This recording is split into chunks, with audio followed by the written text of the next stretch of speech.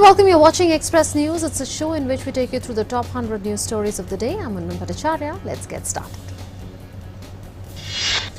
Prime Minister Narendra Modi today laid the foundation stone of the new Parliament building at Sansad Marg in a Parliament complex by performing religious rituals at the site. Various religious leaders performed Sarvadharma Prathana at the foundation stone laying ceremony. PM Modi said that the new Parliament building will be the place to fulfill the aspirations of the 21st century India. PM said old Parliament building gave a new direction to India after independence, but new building would become a witness to the creation of Atmanirbhar Bharat. PM termed the foundation stone laying ceremony as a milestone in India's democratic history. He said the new Parliament House is a building by the Indians which is vibrant with the idea of Indianness. PM said the new building will increase the efficiency of the parliamentarians as it houses many modern amenities.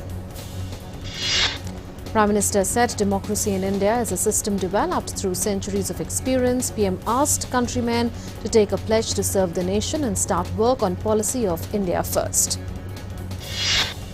Lok Sabha Speaker Om Birla said that the current building did not have the scope of further structural expansion which necessitated construction of a new Parliament building. He said this will help in successfully discharging the constitutional duties in the years to come. The convoy of BJP's national president JP Nadda was attacked with stones and bricks while on its way to Diamond Harbour in Kolkata. Several cars in the convoy, including that of BJP's National General Secretary Kailash Vijayvargiya and West Bengal BJP Chief Dilip Ghosh, were damaged in the attack. About 10 BJP leaders, including Vijayvargiya and Mukul Roy, received minor injuries. Union Home Minister Amit Shah condemned the attack on convoy of BJP's National President JP Nadda at Diamond Harbour in West Bengal. He said the centre is taking the incident seriously. BJP President JP Nadda launched a scathing attack on Mamata Banerjee government over corruption in Bengal. He said, such is the corruption under Mamata ji that the High Court had to say that there is no accountability about the 1,000 crore rupees central assistance given to the state and the CAG should audit it. Agriculture Minister Narendra Singh Tomar said that the government is ready to hold discussion with farmers again on new laws to find out a solution. He assured farmers that the government is not doing away with MSP under the new laws. The RDO designed 5.56 into 30 mm protective carbine and has successfully undergone the final phase of user trials on the 7th of December, meeting all the parameters. Ministry of Defence said this has paved the way for induction into the services. Defence Minister Rajnath Singh has called for inclusivity and openness in the Indo-Pacific region and underscored the importance of Indian principles of Vasudhaiv Kutumbakam at the 10th anniversary of ASEAN Defence Ministers meeting. Defence Minister stressed to promote ASEAN centrality in the Indo-Pacific region. Education Minister Ramesh Pokhriyal Nishank today virtually interacted with teachers, parents and students across the country on the upcoming competitive and board exams. Education Minister said that the students are the brand ambassadors of the National Education Policy 2020, emphasizing that all the people have to take collective efforts to make the policy a grand success. He sought the cooperation of students and teachers in effective implementation of the policy. Environment Minister Prakash Javadekar said that CPCB has issued an order to all agencies involved in combating pollution level in Delhi NCR. Minister has urged all concerned authorities to mitigate dust emanation. Polling for the fifth phase of District Development Council elections concluded smoothly in Jammu and Kashmir. The poll percentage in 20 Jammu constituencies was 57.25 and in 17 Kashmir Valley constituencies it was 27.33. Second and final phase of Bodoland Territorial Council elections in Kokrajhar and Chirang districts of Assam concludes.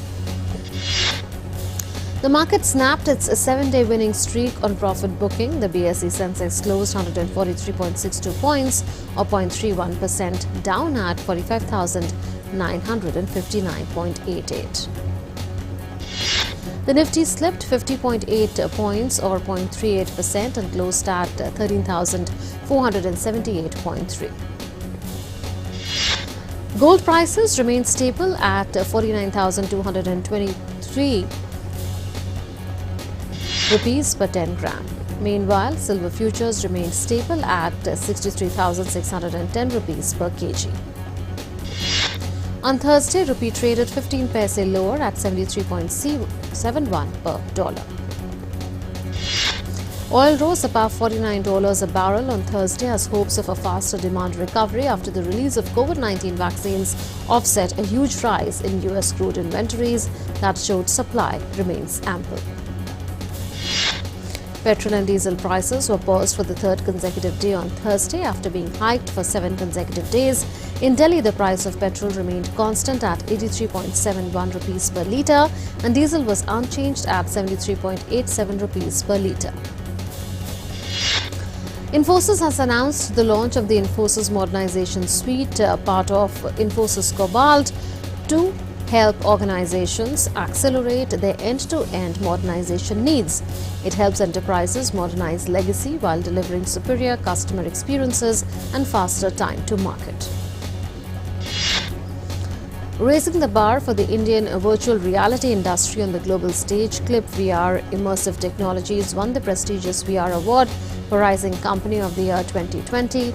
Clip VR is fully integrated virtual reality learning system which complements and empowers the existing educational practices. Asian equities eased from record highs on Thursday as Sino-US tensions weighed and ongoing negotiations between the British and EU over the terms of Britain's exit added another dash of uncertainty for investors. India has crossed yet another milestone in the fight against the global pandemic. The cumulative testing has crossed 15 crore. 9,22,959 samples were tested in the last 24 hours, which has increased India's total cumulative tests to 15 crore 7,59,726.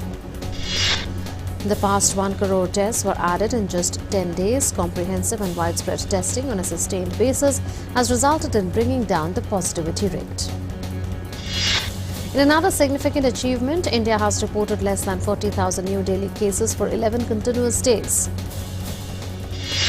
In the last 24 hours, only 31,521 persons were found to be COVID positive in the country. India also registered 37,725 new recoveries in the same duration, which has led to a further contraction of the active caseload. India's present active caseload of 3,72,293 consists of just 3.81% of India's total positive cases. The total recovered cases have surpassed 92.5 lakh today. The recovery rate has improved to 94.74%. The gap between recovered cases and active cases is steadily increasing and presently stands at 8,881. In fact, 88,81,030. 77.3% of the total recovered cases is contributed by 10 states and UTs. Maharashtra saw 5,051 persons recovering from COVID. Kerala and Delhi reported 4,647 and 4,177 new recoveries respectively. The daily new deaths have been less than 500 from the last 5 days in India. 77.67% of the 412 case fatalities that have been reported in the past 24 hours are from 10 states and union territories.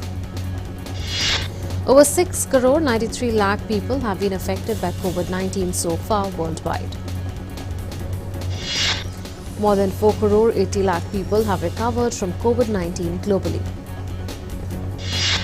The US continues to remain worst hit since the beginning in terms of both caseload and fatalities. Coronavirus has infected more than 1 crore 58 lakh in the US and over 2 lakh 96,000 deaths have been registered there so far. UK health authorities have warned that people with history of significant allergies should not get the new Pfizer-BioNTech vaccine shot. In UK, the warning came after 2 National Health Services employees, both with a history of severe allergies, developed symptoms of anaphylactoid reactions after receiving the vaccine. Canada has approved the Pfizer-BioNTech COVID-19 vaccine a day after the UK became the first country in the world to roll it out. The decision in Canada clears the way for shots to be delivered and administered across the country. New Yorkers could expect the first doses of the Pfizer COVID-19 vaccine to arrive as soon as this weekend. New York Governor Andrew Cuomo deliberated that the state may receive an initial allocation of 170,000 doses of the vaccine, which will be distributed to medics at high risk of catching the disease. Israeli Prime Minister Benjamin Netanyahu said that he would get the first dose of coronavirus vaccine when the country starts immunizing its population on 27th December. Israel received its first shipment of coronavirus vaccines earlier on Wednesday by Pfizer Inc. Anger spilled amongst Albanians against the killing of a young man who authorities said had violated overnight curfew to control the spread of coronavirus. In Albania, the police had to use tear gas to disperse protesters who set afire Christmas trees, demanding the Interior Minister to resign. UK Prime Minister Boris Johnson and European Commission President Ursula von der Leyen agreed to take a firm decision about the future of trade talks until Sunday. Both leaders agreed for the deadline after 3-hour talks over dinner in Brussels. The leaders said they should come to a deal or no deal outcome by the end of the weekend. US federal regulators and more than 45 state prosecutors have sued Facebook, accusing the social media company of taking illegal actions to buy up rivals and stifle competition. Facebook said it is reviewing the antitrust complaints. A giant experimental rocket built by Spacex successfully soared 8 miles above the testing facilities in Texas on Wednesday and came back down as planned. However, the rocket crashed into the ground in an enormous plume of flames and smoke. To provide visitors a safer environment, Russia's capital Ritz-Carlton Hotel is accepting bookings for tables laid inside dome pavilions on its rooftop, which provide comfort as well as privacy for those concerned about going out during the pandemic. In southern Peru, a 2-month-old spectacled bear cub has found a temporary home after being illegally held in home. The cub was taken in by Peru's wildlife authorities. He is 40 centimeters tall, weighs 2 kilos and is 2 months old. The animal specialists are calling him Ukuku. Bolivia's stylish Cholita luchadoras are back in the ring, having successfully wrestled lockdown in the South American country and bouncing to get back to work. This group of indigenous female wrestlers are recognizable by their colorful attire of multi-layer skirts, delicate shawls and dapper bowler hats. 65-year-old Wong Liutiai from a village in central China practices a unique and excruciating-looking branch of martial arts coined Iron Crotch Kung Fu. Wang regularly bears the force of a 40-kilogram, 2-meter-long steel plate capped log as it swings through the air and smashes into his crotch area. US President Donald Trump's childhood home is up for sale for the 4th time in 4 years with a bloated $3 million target price. Trump's late father, Fred, built the 5-bedroom home with a fireplace and narrow driveway in 1940. Italian soccer star Paolo Rossi died on Wednesday at the age of 64. Rossi was one of the top goal scorers in the sport's history who helped lead Italy to a World Cup title in 1982. Items for the career of soccer legend Diego Armando Maradona and other great sports champions was auctioned at National Auction House in Turin. PSG cruised to a 5-1 victory over Istanbul Başakşehir in a Champions League group match. PSG and Istanbul Başakşehir players and 3 on-field match officials took a knee before their rescheduled Champions League game. Real Madrid defeated Borussia Monchengladbach 2-0 to top Group B in the UEFA Champions League. Real Madrid into the Champions League knockout stages with a win over Borussia Monchengladbach. Inter Milan and Shakhtar Donetsk were knocked out of the Champions League in the group stage for the 3rd season in a row after being held to a goalless draw. Atletico Madrid battled a 2-0 win against Salzburg thanks to a secure place in the Champions League knockout stages. Manchester City closed out their triumphant Champions League group campaign with a routine 3-0 win over Marseille. Reigning Dutch champions Ajax were knocked out of Champions League Group D after losing 1-0 to Atalanta. Bayern Munich won all of their home games in the Champions League group stage for the second straight season as they saw off Lokomotiv Moscow 2-0. Champions League holders Bayern ended their Group A campaign with 5 wins from 6 matches. Billy Cometio becomes Liverpool's youngest ever Champions League player with a substitute appearance in a 1-1 draw Midtjylland. Billy Cometio made Liverpool history by becoming the club's youngest ever player in the Champions League at 18 years and 25 days old. Virat Kohli retained the top spot in ICC men's ODI batting rankings, while Rohit Sharma retained the second place in the rankings release on Thursday. The BCCI, along with England and Wales Cricket Board, announced the fixtures for Team India's home series against England.